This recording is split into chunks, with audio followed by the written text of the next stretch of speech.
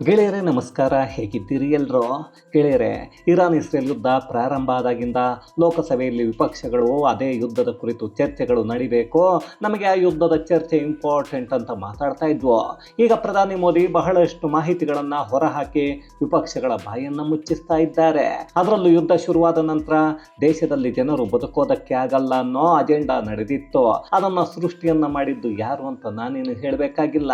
Gas cylinder ಸಿಗ್ತಾ ಇಲ್ಲ, cylinder ಇಲ್ಲ ಅಂದ್ರೆ ಮನುಷ್ಯನ ಜೀವನವೇ ಮುಕ್ತಾಯ ಆದ ಹಾಗೆ ಅಂತ ದುರಂತ ವಿಪಕ್ಷ ನಾಯಕ ರಾಹುಲ್ ಮಾತಾಡ್ತಾ ಇದ್ರು.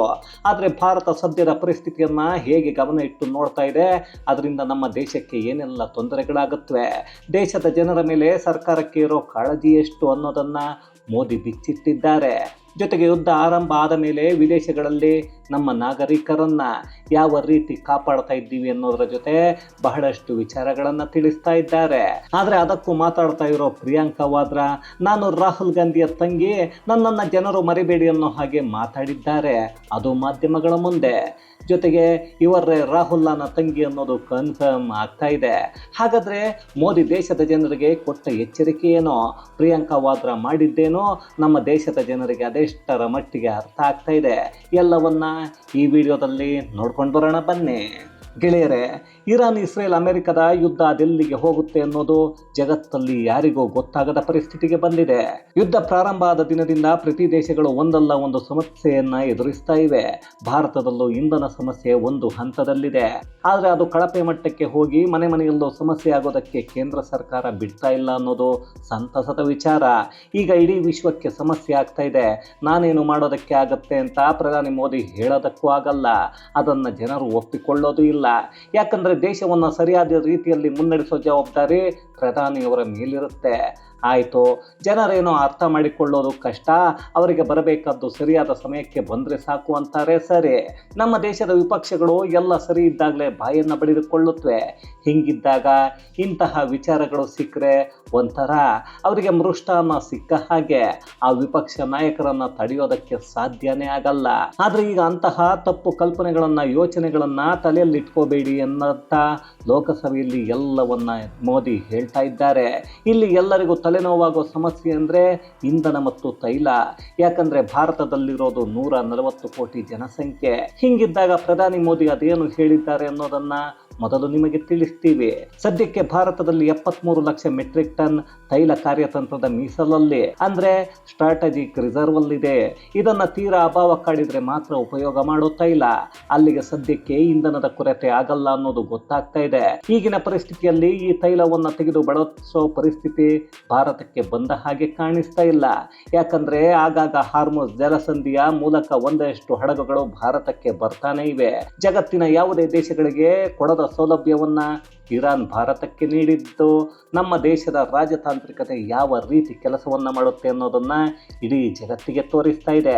ಆದ್ರಿಂದ ಭಾರತ ಅಪಾಯದ ಸುಳಿಗೆ ಇನ್ನೂ ಸಿಕ್ಕಿಕೊಂಡಿಲ್ಲ ಅನ್ನೋದನ್ನ ನರೇಂದ್ರ ಮೋದಿ ಅವರು ಹೇಳ್ತಾ ಇದ್ದಾರೆ. ನಮಗೇನೋ ಹಾರ್ಮುಜ್ ಜಲಸಂಧಿಯನ್ನ ಬಿಟ್ಟಿದ್ದಾರೆ ಅಂತ ಮೋದಿ ಇರಾನ್ ಪರವಾಗಿ ಮಾತಾಡ್ತಾ ಇಲ್ಲ, ಹಾರ್ಮುಜ್ ಜಲಸಂಧಿಯನ್ನ ತಡೆ ಹಿಡಿದಿರೋದನ್ನ ಖಂಡಿಸ್ತಾ ಇದ್ದಾರೆ. ಇದರಿಂದ ಬೇರೆ ಬೇರೆ ದೇಶಗಳ ವ್ಯಾಪಾರ ವ್ಯವಹಾರಗಳಿಗೆ ತೊಂದರೆ ಆಗುತ್ತೆ, ಅದನ್ನ ಇರಾನ್ ಪರಿಗಣನೆ ಮಾಡಬೇಕು ಅಂತಿದ್ದಾರೆ. ಈಗಾಗಲೇ ಅಮೆರಿಕ ಇರಾನ್ ನಡುವೆ ಹಾರ್ಮುಜ್ ಜಲಸಂಧಿಗಾಗಿ ಯುದ್ಧ ಶುರುವಾಗ್ತಾ ಇದೆ. 22 ದೇಶಗಳು ಹಾರ್ಮುಜ್ ಜಲಸಂಧಿಗಾಗಿ ಯುದ್ಧಕ್ಕೆ ಇಳಿಯೋ ಲಕ್ಷಣಗಳು ಕಾಣಿಸ್ತಾ ಇವೆ. ಅದರಲ್ಲೂ ಇರಾನ್ ಒಂದರ ಮೇಲೆ 22 ದೇಶಗಳು ಯುದ್ಧವನ್ನ ಮಾಡಿದ್ರೆ ಏನಾಗುತ್ತೆ ಅನ್ನೋದನ್ನ ಯೋಚನೆ ಮಾಡಿ. ಇದರ ಬೆನ್ನಲ್ಲೇ ನಮ್ಮ ಘಟಕಗಳ ಮೇಲೆ ದಾಳಿಯನ್ನ ಮಾಡಿದ್ರೆ ಹಾರ್ಮುಜ್ ಜಲಸಂಧಿಯನ್ನ ಸಂಪೂರ್ಣವಾಗಿ ಬಂದ್ ಮಾಡ್ತೀವಿ ಅಂತ ಇರಾನ್ ಹೇಳಿಕೊಳ್ತಾ ಇದೆ. ಹಾಗೇನಾದ್ರೂ ಆಗಿ ಭಾರತಕ್ಕೆ ಸಮಸ್ಯೆಗಳು ಎದುರಾದ್ರೆ ಭಾರತದ ಕತೆ ಏನು ಅನ್ನೋದನ್ನ ಕೂಡ ಮೋದಿ ತಿಳಿಸಿದ್ದಾರೆ.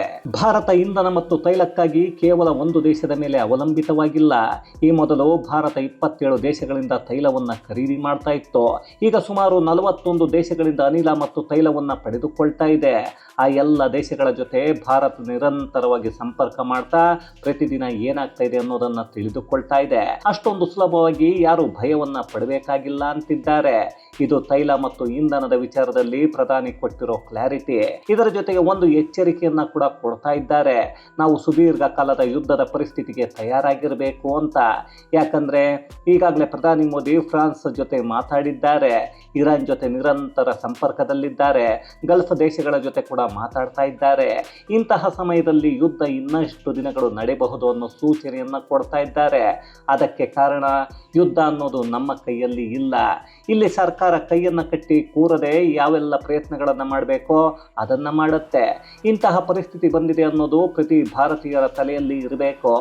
ಈ ಹಿಂದೆ ಆತ್ಮನಿರ್ಭರ ಭಾರತ್ ಅನ್ನೋದನ್ನು ಮಾಡಿ ಭಾರತ ತನಗೆ ಬೇಕಾಗಿದ್ದನ್ನು ತಾನೇ ಸಿದ್ಧಪಡಿಸಿಕೊಳ್ಬೇಕು. ಯಾವುದನ್ನು ನಮ್ಮ ದೇಶದಲ್ಲಿ ಸೃಷ್ಟಿ ಮಾಡೋಕ್ಕೆ ಸಾಧ್ಯನೋ ಅದನ್ನೆಲ್ಲ ಸೃಷ್ಟಿ ಮಾಡಿಕೊಳ್ಬೇಕು ಅಂತ ಸಾರಿ ಸಾರಿ ಹೇಳಿದರು. ಅದರ ಜೊತೆಗೆ ಕೈಗಾರಿಕೆಯಲ್ಲಿ ದೇಸಿ ವಸ್ತುಗಳನ್ನು ತಯಾರಿಸೋ ಕೆಲಸ ದೊಡ್ಡ ಮಟ್ಟದಲ್ಲಿ ನಡೀತಾ ಇದೆ. ಇಲ್ಲಿ ಆತ್ಮನಿರ್ಭರ ಯಾಕೆ ಆಗಬೇಕು ಅನ್ನೋದನ್ನು ಒಂದು ಬಾರಿ ಕೋವಿಡ್ ನಮಗೆ ಹೇಳಿಕೊಟ್ಟಿತ್ತು. ಈಗಿನ ಪರಿಸ್ಥಿತಿ ಮತ್ತೆ ಮತ್ತೆ ಹೇಳಿಕೊಡ್ತಾ ಇದೆ. ಅದನ್ನೇ ಪ್ರಧಾನಿ ಮೋದಿ ಕೂಡ ಎಲ್ಲರ ಮುಂದಿಟ್ಟಿದ್ದಾರೆ. ಈ ಹಿಂದೆ ಕೋವಿಡ್ ಬಂದಾಗ ಇಡೀ ಜಗತ್ತು ಸಮಸ್ಯೆಯನ್ನು ಅನುಭವಿಸಿತ್ತು, ಭಾರತಕ್ಕೂ ಸಮಸ್ಯೆ ಆಗಿತ್ತು. ಆಗ ದಾಟಿ ಬಂದಿರೋದಕ್ಕೆ ಭಾರತೀಯರೇ ಸಾಕ್ಷಿ. ಅದೇ ರೀತಿ ಈಗ ಬಂದಿರೋ ಸಮಸ್ಯೆ ಕೂಡ ಶಾಶ್ವತ ಅಲ್ಲ. ಭಾರತ ಇದನ್ನು ದಾಟಿ ಬರುತ್ತೆ. ಭಾರತೀಯರು ಧೈರ್ಯವಾಗಿರಬೇಕು. ಇದಕ್ಕಿಂತ ಮುಖ್ಯವಾಗಿ ಸುಳ್ಳು ಸುದ್ದಿಗಳಿಗೆ ಕಿವಿಯನ್ನು ಕೊಡಬೇಡಿ. ಇಂತಹ ಕಠಿಣ ಸಮಯದಲ್ಲೂ ಕೆಲವರು ಅಂತೆ ಕಂತೆಗಳ ಕಥೆಗಳನ್ನು ಹೇಳ್ತಾರೆ, ಅದರಿಂದ ಜನರನ್ನು ಹೆದರಿಸೋ ಕೆಲಸವನ್ನು ಮಾಡ್ತಾ ಇದ್ದಾರೆ. ಆದರೆ ಅದನ್ನು ನಂಬಬೇಡಿ. ಸರ್ಕಾರವನ್ನು ನಂಬಿ, ಸರ್ಕಾರ ಹೇಳೋ ವಿಚಾರಗಳನ್ನು ನಂಬಿ ಅಂತಿದ್ದಾರೆ. ಇದನ್ನು ಪರೋಕ್ಷವಾಗಿ ರಾಹುಲ್ ಗಾಂಧಿ ಮತ್ತು ಕಾಂಗ್ರೆಸ್ ಪಕ್ಷಕ್ಕೆ ಅದೇನೋ ತಗೊಂಡು ಹೊಡೆದ ಹಾಗೆ ಹೇಳಿದ ಹಾಗಿತ್ತು. ಇದರ ಜೊತೆಗೆ ದೇಶಕ್ಕೆ ಕಷ್ಟದ ಸಮಯ ಬಂದರೆ ಕೆಲ ಅಯೋಗ್ಯರು ರಾಜಕೀಯ ಲಾಭಕ್ಕಾಗಿ ಬಳಕೆಯನ್ನು ಮಾಡಿಕೊಳ್ತಾ ಇದ್ದಾರೆ. ಅವರನ್ನು ಸದೆ ಬಡಿಬೇಕು. ಯುದ್ಧದಿಂದ ಸಿಲಿಂಡರ್ ಅಭಾವವಾಗುತ್ತೆ ಅನ್ನೋದು ಸಾಮಾನ್ಯ ಜನರಿಗೂ ಗೊತ್ತಿರೋ ವಿಚಾರ. ಅದನ್ನು ಮುಂದಿಟ್ಕೊಂಡು ಕೆಲವರು ಕಳ್ಳತನದಿಂದ ಸಿಲಿಂಡರ್ ಮಾರಾಟ ಮಾಡೋ ಕೆಲಸವನ್ನ ಮಾಡ್ತಾ ಇದ್ದಾರೆ. ಈಗಲೂ ಎಲ್ಲ ರಾಜ್ಯ ಸರ್ಕಾರಗಳಿಗೂ ಮನವಿಯನ್ನ ಮಾಡಿಕೊಳ್ತೀನಿ, ಇಂಥ ಕೆಲಸವನ್ನ ಮಾಡೋದಕ್ಕೆ ಯಾರಿಗೂ ಅವಕಾಶವನ್ನ ಕೊಡಬೇಡಿ. ಅಂತಹವರ ವಿರುದ್ಧ ಕ್ರಮವನ್ನು ತೆಗೆದುಕೊಳ್ಳಿ. ನಾವೆಲ್ಲ ಜವಾಬ್ದಾರಿ ಮತ್ತು ಒಗ್ಗಟ್ಟಿಂದ ಈ ಕೆಲಸವನ್ನ ಮಾಡಬೇಕು ಅಂತಿದ್ದಾರೆ. ಇಲ್ಲಿ ಪ್ರಧಾನಿಯಾಗಿ ಮೋದಿ ಹೇಳ್ತಾ ಇರೋದು ಸರಿ, ಆದರೆ ಈ ಕೆಲಸ ಎಲ್ಲ ರಾಜ್ಯಗಳಲ್ಲೂ ಆಗುತ್ತಾ ಅಂತ ಹುಡುಕಿದ್ರೆ ನಾನು ಹೇಳೋದು ಬೇಕಿಲ್ಲ. ಯಾವೆಲ್ಲ ರಾಜ್ಯಗಳಲ್ಲಿ ಸಿಲಿಂಡರ್ ಕಳ್ಳ ಮಾರಾಟ ಆಗತ್ತೆ, ನಿಲ್ಲುತ್ತೆ, ಯಾವ ರಾಜ್ಯಗಳಲ್ಲಿ ನಿಲ್ಲಲ್ಲ ಅನ್ನೋದು ನಿಮಗೂ ಗೊತ್ತಾಗತ್ತೆ. ಯಾಕಂದ್ರೆ ದೇಶದ ಜನರ ರಕ್ಷಣೆ ಮತ್ತು ಹಿತಕ್ಕಾಗಿ ಬಾಂಗ್ಲಾ ಅಕ್ರಮ ವಲಸಿಗರನ್ನು ಹುಡುಕಿ ಹೊರಕ್ಕೆ ಕಳಿಸಿ ಎಂದಾಗ ಯಾವ ರಾಜ್ಯಗಳು ಅದನ್ನು ಮಾಡಿದ್ವೋ, ಯಾವ ರಾಜ್ಯಗಳು ನಮ್ಮ ರಾಜ್ಯದಲ್ಲಿ ಅಕ್ರಮ ವಲಸಿಗರ ಇಲ್ಲ ಅಂತ ಸುಳ್ಳನ್ನು ಹೇಳಿದ್ವು ಅನ್ನೋದು ನಮಗೆಲ್ಲ ಗೊತ್ತೇ ಇದೆ. ಅದರಲ್ಲಿ ನಮ್ಮ ರಾಜ್ಯ ಕೂಡ ಏನು ಹೊರತಾಗಿಲ್ಲ ಬಿಡಿ. ನಮ್ಮ ರಾಜ್ಯದ ಗೃಹ ಸಚಿವ ಪರಮೇಶ್ವರ್ ಏನು ಹೇಳಿದ್ರು ಆಗ ನಮಗೆಲ್ಲ ಗೊತ್ತೇ ಇದೆಯಲ್ಲ. ಆಮೇಲೆ ಬಾಂಗ್ಲಾದ ಅಕ್ರಮ ವಲಸಿಗರು ಗಲ್ಲಿಯಲ್ಲೂ ಸಿಕ್ಕಿದ್ರು. ಇನ್ನು ಯುದ್ಧ ಶುರುವಾದಾಗಿಂದ ನಮ್ಮ ಸರ್ಕಾರ ಯಾವ ರೀತಿ ನಾಗರಿಕರನ್ನ ವಾಪಸ್ಸು ಕರೆತಂದಿದೆ ಅನ್ನೋದನ್ನ ಪ್ರಧಾನಿ ಬಿಚ್ಚಿಟ್ರು. ಯುದ್ಧ ಆರಂಭ ಆದಾಗಿಂದ ಗಲ್ಫ್ ದೇಶಗಳಿಂದ ಭಾರತಕ್ಕೆ 3,75,000 ಜನರನ್ನ ಸುರಕ್ಷಿತವಾಗಿ ಕರೆತರಲಾಗಿದೆ. ಇದರಲ್ಲಿ ಇರಾನ್ ಒಂದೇ ದೇಶದಿಂದ ಆ ಯುದ್ಧದ ಮಧ್ಯೆ 1,000 ಜನರು ತೊಂದರೆ ಇಲ್ಲದೆ ಭಾರತಕ್ಕೆ ವಾಪಸ್ಸಾಗಿದ್ದಾರೆ. ಅದರಲ್ಲಿ ವಿದ್ಯಾರ್ಥಿಗಳು, ಪ್ರವಾಸಕ್ಕೆ ಹೋದವರು ಎಲ್ಲರೂ ಇದ್ರು. ಈಗಲೂ ಯುದ್ಧ ಪೀಡಿತ ದೇಶಗಳಲ್ಲಿರೋ ಭಾರತೀಯರ ಮೇಲೆ ಭಾರತ ಸರ್ಕಾರ ಗಮನವನ್ನು ಇಟ್ಕೊಂಡಿದೆ. ಅವರ ರಕ್ಷಣೆ ನಮ್ಮ ಕರ್ತವ್ಯ.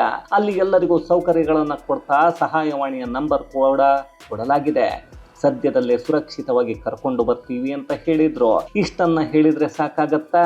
ಇಲ್ಲಿಯವರೆಗೂ ವಿಪಕ್ಷಗಳು ಕೇಳ್ತಾ ಇದ್ದ ಯುದ್ಧದ ಕುರಿತು ಭಾರತದ ನಿಲುವು ಏನು ಅನ್ನೋದಕ್ಕೆ ಮೋದಿ ಉತ್ತರವನ್ನ ಕೊಟ್ಟರು. ಯಾವುದೇ ಸಮಯದಲ್ಲೂ ಭಾರತ ಯುದ್ಧವನ್ನ ಪ್ರೋತ್ಸಾಹ ಮಾಡಲ್ಲ. ಈಗ ನಡೀತಾ ಇರೋ ಯುದ್ಧ ಆದರೂ ಅಷ್ಟೇ. ಆದಷ್ಟು ಬೇಗ ಯುದ್ಧ ನಿಲ್ಲಬೇಕು, ಶಾಂತಿ ಸ್ಥಾಪನೆ ಆಗಬೇಕು. ಅದಕ್ಕಾಗಿ ಭಾರತ ಯಾವ ರೀತಿಯ ಸಹಾಯ ಬೇಕಾದರೂ ಮಾಡುತ್ತೆ ಅಂತ ಹೇಳಿದರು. ಅಲ್ಲಿಗೆ ನಮಗೆ ಇಷ್ಟ ಬಂದ ದೇಶಕ್ಕೆ ಭಾರತ ಸರ್ಕಾರ ಬೆಂಬಲ ಕೊಡಬೇಕು ಅಂತ ತಲೆಕೆಟ್ಟ ಹಾಗೆ ಮಾತಾಡ್ತಾ ಇದ್ದ ನಕಲಿ ಗಾಂಧಿ ಮತ್ತು ಅವರ ಕುಟುಂಬಕ್ಕೆ ರಾಜತಾಂತ್ರಿಕತೆ ಯಾವ ರೀತಿ ಇರಬೇಕು ಅಂತ ಪಾಠವನ್ನು ಹೇಳಿದರು. ಇವತ್ತು ಪಾಕಿಸ್ತಾನದಲ್ಲಿ ಪೆಟ್ರೋಲ್ ದರ 321 ರೂಪಾಯಿ. ಇನ್ನು ಕೆಲವರು ಚೀನಾದಲ್ಲಿ ಯಾವುದೇ ಸಮಸ್ಯೆ ಇಲ್ಲ, ಭಾರತದಲ್ಲಿ ಯಾಕೆ ಸ್ವಾಮಿ ಸಮಸ್ಯೆ ಅಂತಿದ್ದಾರೆ. ಆದರೆ ಚೀನಾದಲ್ಲಿ 1 ಲೀಟರ್ ಪೆಟ್ರೋಲ್ ದರ 9 ಯುವಾನ್ ಇದೆ. ಅಂದರೆ ಭಾರತದ ರೂಪಾಯಿ ಲೆಕ್ಕದಲ್ಲಿ 105 ರೂಪಾಯಿ. ಎಲ್ಲೂ ಏನು ತೊಂದರೆ ಇಲ್ಲ ಅಂತ ಭಾರತದ ಒಳಗೆ ಇಲ್ಲದ ಕಮೆಂಟ್ಸ್ ಮಾಡೋರು ಮೊದಲು ಸರಿಯಾಗಿ ವಿಷಯಗಳನ್ನು ತಿಳ್ಕೊಂಡು ಮಾತಾಡಿ.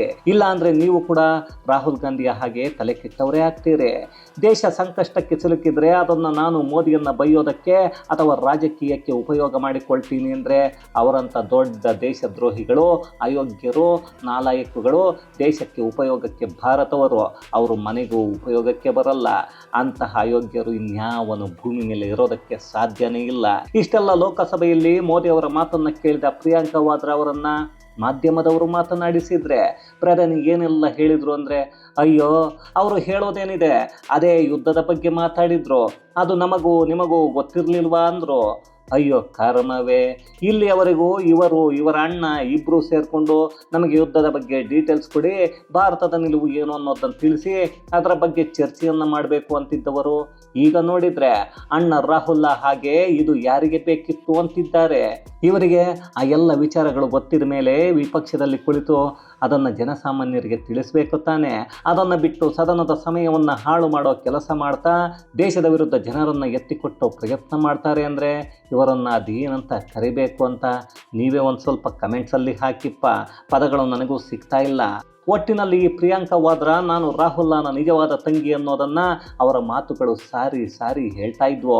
ಅಣ್ಣ ಬೇಕುಫಾ ಹಾಗೆ ಮಾತಾಡಿದರೆ ತಂಗಿ ಬೆರಕೆಯ ಹಾಗೆ ಏನೋ ತಿಂದು ಮಾತಾಡ್ತಾ ಇದ್ದಾರೆ. ಒಟ್ಟಿನಲ್ಲಿ ಇವರನ್ನು ನಂಬಿದರೆ ದೇಶ ಉದ್ಧಾರ ಆಗಲ್ಲ, ಅವರ ಮಾತನ್ನು ಕೇಳೋ ಜನರು ಉದ್ಧಾರ ಆಗಲ್ಲ ಅಷ್ಟೇ. ಇದು ಗೆಳೆಯರೆ, ಪ್ರಧಾನಿ ಮೋದಿ ಯುದ್ಧದಿಂದ ದೇಶಕ್ಕೆ ಆಗ್ತಾ ಇರೋ ಸಮಸ್ಯೆಗಳು ಮತ್ತು ಅದನ್ನು ಸರ್ಕಾರ ಯಾವ ರೀತಿ ನಿಭಾಯಿಸ್ತಾ ಇದೆ ಅನ್ನೋದನ್ನು ಸದನದಲ್ಲಿ ಎಳೆಯಾಗಿ ಬಿಚ್ಚಿಟ್ಟಿರೋದ್ರ ಕುರಿತಾದ ಒಂದಷ್ಟು ಮಾಹಿತಿ ಮತ್ತಷ್ಟು ವಿಶೇಷತೆಗಳೊಂದಿಗೆ ಮುಂದಿನ ವಿಡಿಯೋದಲ್ಲಿ ಭೇಟಿಯಾಗೋಣ. ಅಲ್ಲಿಯವರೆಗೂ ಕನ್ನಡವೇ ಸತ್ಯ, ಕನ್ನಡವೇ ನಿತ್ಯ.